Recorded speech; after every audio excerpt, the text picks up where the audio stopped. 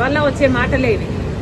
మళ్ళీ చెప్తున్నాం, police department social మీడియాలో వస్తున్న బూతుల గురించి, సోషల్ మీడియాలో అవాస్తవాలు రాస్తున్న వాళ్ళ గురించి, సోషల్ మీడియాలో మహిళలను చిన్న చేసి అవమానించి చేస్తున్న పోస్టుల గురించి పోలీసులు ఇంతే కాదు, ఇంకా అరెస్టు చెయ్యని వాళ్ళను కూడా చేయాలి.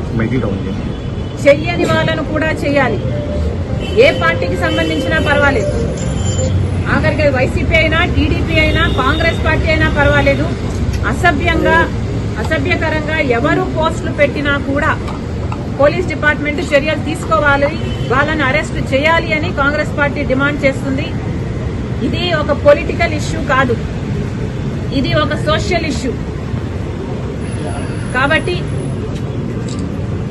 సోషల్ ఇష్యూగా దీన్ని పరిగణలోకి తీసుకొని పాలిటిక్స్ కు అతీతంగా సోషల్ మీడియాలో అసభ్యకరంగా ఎవరు ఏ పోస్టులు చేసినా, ఏ కమెంట్లు చేసినా కూడా పోలీసు వాళ్ళు యాక్షన్లు తీసుకోవాలి.